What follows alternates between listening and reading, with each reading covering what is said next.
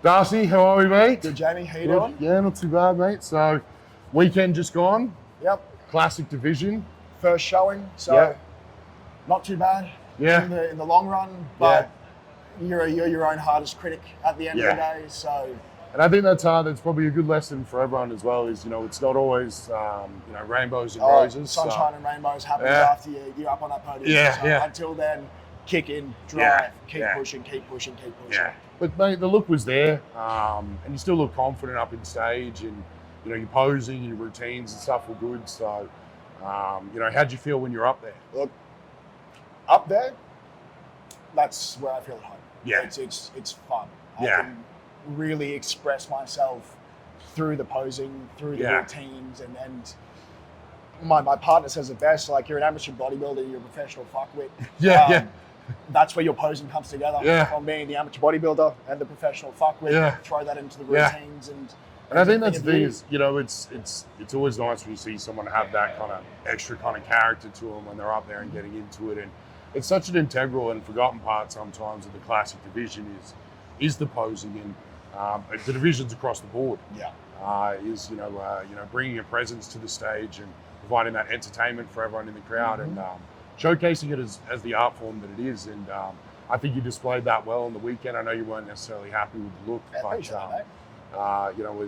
mate, we were damn proud of you at Altered and seeing you up there, and mate, all the boys showed in, so it's massive for us, man. Look, and it's huge to get that first showing up on the big stage, and just to get that extra bit of fire. And then you just got to run the gauntlet. I think that's everyone's always like, oh, the perfect show, the perfect prep, the perfect this. Nothing's ever perfect. Nothing's ever perfect. Like, to go through this prep, I've killed 2 cars, completely segued jobs, moved into a new apartment, and it's just all been it's been a bit of a shit show. And that's the things behind the scenes that you don't quite get to see or hear about. And everyone goes through their own set of challenges with each and every rep, whether it be your financial, your physical, your mental, everything's there. Is just this big, beautiful group of possible crap. Well, the good thing about a nightmare prep is the next one hopefully is fucking smooth. Oh, from prep 1 to this one, night and day. Night and day. And I think that's stepping into a new federation and stuff as well, and that kind of first time on up on the stage, there's always going to be those nerves and stuff running into the show. How'd you feel before the show? Sweet. I'm a theatre sports kid. This is. I kind of already knew the answer to my question before I asked it, but This is fine. Performing in front of people, talking in front of people, doing something that you love from the depths of your heart, and being able to share that passion with not just the people here at Riggs and with Body Beyond, but to get and share that across a wider audience. Obviously, I didn't get the result that I was looking for, but the reception from the crowd, from the walkout to the routine to the end of the routine even as well, that was just incredibly heartwarming. Well, I think, like I said to Mac, I think having the support group here and actually having a bodybuilding community within the Brisbane area, it's been kind of missing for so long. There's a few pockets down the Gold Coast, but we never really had anything here. And I think that this place has been monumental for not just you or other athletes, but other bodybuilders within the state. Look at the quality coming out of here now. Oh, mate, Like, everyone up on the stage from Riggs Gym have just elevated again and again and again. And whether that's Scotty doing the dodgy and putting 20 stickers on 25 kilo plates. Same thing with a 60 sticker on a 70 kilo dumbbell. I think there's something in that never fail, you know what I mean, in that water. There's something going in that water out the back. We won't touch on that too much, but there's something in the air here. There really is. And every person who I get to share this place with, and you hear people rant and rave about it. Everywhere you go. What's Riggs like? I've seen it all over Instagram. I see people coming out of Riggs. What's it like?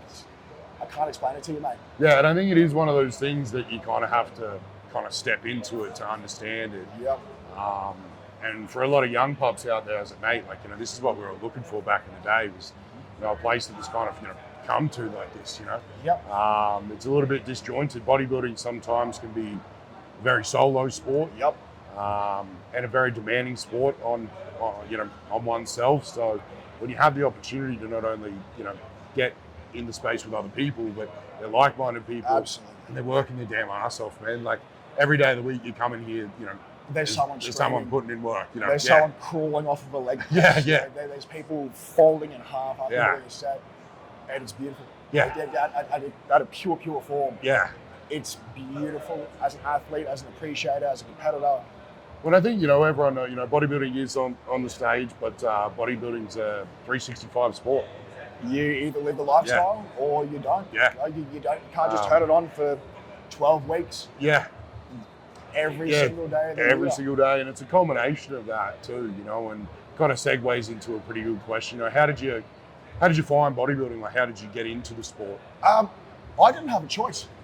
Didn't have a choice. So met Broadie when he first... It seems to be a central theme, this Broadie. Yeah, it's something about that character, pulling some people together. Yeah. But met him, it was 2 weeks before his shop officially opened, walked in there for some protein, and then I was in there the next week, and the next week, and then we started training together. That's Body Beyond, by the way. It's Body Beyond. It's a beautiful thing. And then broke up with my partner, and he went, hey, have you ever thought of giving this a crack? You do that clinch time. That's the breakup clinch time. Like, oh, mate, you got something better to do? Oh, so you ever thought of bodybuilding? Like, yeah, look, bro, it's never really interested in me. Not really about that. I do this for fun. He's like, it's too bad. Here's your plan. Yeah. You start Monday. Here's your plan. Look over it. Get used to it. You don't have a choice. Yeah. And from there, we're here. Yeah. And I think that's the good thing about it is, obviously Broads had seen something in you and, kind of giving you that guidance and stuff. And, how'd you find it when you first kind of, get into the dieting or the aspects of bodybuilding, I can't really speak on how I found it. It was just a new level of normal. Yeah. I generally live quite chaotically outside of bodybuilding. I don't like a time schedule. I don't like a time frame. Yeah. Keep the cortisol low is the excuse I'm going to use for that. But it just kind of, I just stepped into it and it felt like home. Yeah. This feels right. I was pretty much the same. I couldn't stick to a schedule for the life of me. And, it was the one thing I could always just, this is what I got to do. And it just kind of, that little bit of balance and discipline on that side kind of recalibrated the rest of, everything else that was going on in my life and able to kind of, push me forward and, being able to eat those 6-7 meals a day and go to bed on time and all this stuff. And, they're the skill set that I learned to later apply to start businesses, run companies, do these other bits and pieces. So, I think that's the integral part a lot of people miss, especially the young guys now, is having that routine and developing those disciplines to, kind of push them into other aspects of life. And it really does. Bodybuilding has such a positive rollover effect from just, here's one bit of discipline, stick to your diet. Yeah. Here's another bit of discipline, get in the gym 6 days a week. Here's another bit of discipline, go for a half-hour walk an afternoon. Yeah. And just watch that progressive overload of discipline, Yep. And it's like, week by week, day by day. The dominoes just continue to fall. And it builds such character and stuff as well. And I think that, I think that's one of the aspects of the sport that probably doesn't get focused as much now, because we do have the display on Instagram and all this other stuff. And I think at the raw root of it, it's discipline and sacrifice, So, if you're able to kind of nail those two things, you'd be surprised what else kind of falls into place. Significantly easier. Yeah. What you thought was a massive challenge yesterday is a piece of piss for this afternoon. Yeah. And now being on, especially this side of things and watching more people come to the sport, can't speak highly enough of Mac. Yeah. And how he's just developed as a man. Yeah. Since he started. Very boyish when we first got together and started training together, and now we've just seen him develop. Yeah. And I think it shines through with him as well. Like, he was always confident, but I think it's, kind of really amplified that now. Yeah. And keeping him here has kept him humble, which is good. Yep. There's always bigger boys around, so, it kind of, keeps you in check. And, so it's always good to kind of have that environment. And, you guys have got a pretty strong little team. And, Scotty, Again, what a man. Yeah. And that's the root of it all. None of us would be here where we are. Yeah. If Scotty just didn't decide to kick up. I think this place was a dream, right? I remember talking to him and, man, I stopped in here the first time I come. I I think I've seen a photo or two and just a couple cheeky bits of Nautilus in the back or whatever. And mate, I messaged him on Instagram or something. I said, oh, hey, I want to come check the place out. He's, oh, I'm not there. Just I buzzed in and just go train. And I was like, oh, yeah, sweet. Yep. Walked in, your eyes light up, and I was like, what is this thing? Where is this coming from?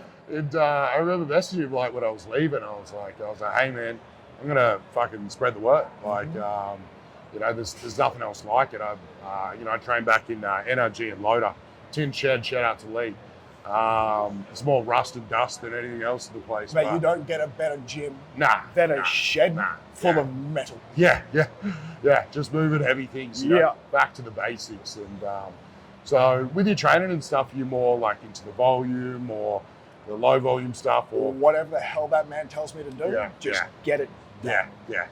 Instead of plan, do the work. Go home. Paying in for a reason. Yeah, and I think that you know, that's another thing is, you know, with a lot of the young guys now, and the message out to them is a lot of the times it's just stop overthinking it. Yep. Simplicity. Get to the gym, train your ass off, and it's pretty much that simple. Yep. Put the fork to your mouth, get into the gym, shift some train hard. Tin. Yep. Get it over. Whereas I think now everyone's looking for these nuances and these tips and tricks and stuff like that. And then that online culture of overcomplicating everything. Yeah. Simplicity is so key to the heart of all of this. When you're getting to those higher levels, you can be a lot more intricate with your training, with your movements, with different positions of your body. But especially as you're just getting into it, the simple stuff works the best. Build a platform. Build a good, solid platform. Once that's locked in and set, then we can start really isolating and targeting. Yeah, and I think that's a good message, especially for the young pups watching out throughout, is that, it's just get that work ethic. You know, learn how to, you know, put yourself in a position where your training is the priority, and that you're training your damn ass off every day. And that hard work will then filter back through into everything else. And understand, you know, you got fatigue management and buzzwords and all this stuff. I was like, mate, you train your ass off. You need a day off. Like, have a rest, pick your feet up, and go back to it. So, Ronnie Coleman wasn't a science-based lifter. No. You know, and I think that's the thing with most of the top level guys and the top level guys in the gym here. You know, a lot of that nuanced stuff is kind of left at the front door. It's just, you know, hard work and actually applying that intensity to your training is essentially always going to be the, you know, the biggest thing to kind of focus on is making sure that you're getting that work in the gym. So, so with your posing and stuff, you know, how many rounds and stuff are you going through throughout the week? A half hour after each meal. Yeah. Go through 2 rounds. Yeah.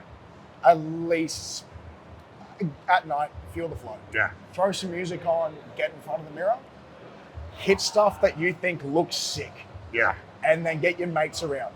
Do the same thing. Hit stuff you think looks sick. Because a routine is you on stage, but a routine isn't just your thoughts. Yeah. A routine is a combination of so many people in here are going, you would look sick in this, or have you tried transitioning from this to this, or you're kind of leaving this side out, have a little crack over there, and taking on the right advice, playing around with it. And I think some of it just comes through intuition and repetition. You know? Yep, as few quarters. Yeah. Repeat. Go through it. Go through it again. I think everyone always, you know, like you said, your stage presence and your posing and stuff up there was probably what impressed me the most. And there's a lot of guys coming through that classic division now, and you know, they probably aren't prepping on that posing as much, or think that they're prepping enough with the posing. Whereas, mate, you cannot practice enough. Never. You know, coming through that ranks and, you know, making sure you're getting it in daily, multiple times a day. That's what's going to build the confidence. And the fitness. This shit, it's hard. It is not the easiest thing to do. My first posing session, I ended up flat on my face. Yeah. Passed out, didn't know how to breathe, didn't have the fitness for it. It is one of those obscure things where, like, you know, from the outside looking in, you're going, oh, how could it be that fatiguing? Two things. You got to remember, on stage, you're under these lights that are absolutely melting you. Mate, you haven't eaten a carb in a few days. And, your body's as depleted as it can possibly get. And then you've got to squeeze every muscle fiber in your body straight for a 10-minute clock. And then do it again. And again. And if the judges want to see it again, do it again. And again. And again. And again. And again. So yeah, it's definitely one of the things I feel like, for anybody that's prepping out for a show, it sometimes can be that forgotten thing to kind of tag into your prep. Everyone's following the diet, everyone's following the training, but setting an actual training program for your posing, to making sure that you're hitting that on a daily basis, so that when you get to stage, you have that polished and crisp look. The only thing you do on stage is pose. Yeah. Everything else from there is done. Yep. Yeah. You can't do anything else. As soon as you get that stage, all you can do is present yourself in the best way possible. Yeah. Right? Even if you might not have the greatest physique on the day, you can still present your physique as good as you possibly can. Yeah. Which is the beauty of posing. Yeah. And I think, the epitome of not just the classic lines, but the classic posing within the division. So nationals, we've got a week and a half. How you feeling? Yeah, we're feeling good. Yeah. We're feeling good. It's time to kick. It's time to get dry. It's time to get lean and find a new level of digging. Yeah. And keep digging and digging and digging until I'm happy with it. Yeah. But that's also bodybuilding and body dysmorphia. Yeah. I don't know if happy with it is the greatest term. And I'm not sure if that ever really occurs. No one ever really hits that. You just get to the I'm mildly satisfied. Yeah, that looks all right. We'll put that up on the stage for now. But look, I think it's the same as always. You get 6 months down the track off. Goes field. Yeah. Yep, you always look back at it, but even looking back at like prep number 1. Yeah. To this one. Even from there, I brought a new level of conditioning in comparison. I bought a much better package, a much more complete package. Yeah. Put on 12 kilos of muscle from national to national in a 2-year period. So looking back on everything that's played in it, look, can't be happy with the way everything went. Yeah. Well, all good. But this is Darcy, and make sure if you're in Vic, week and a half. What date is it? 28th September. So get down, support the boys, and happy days. Happy days. Pleasure.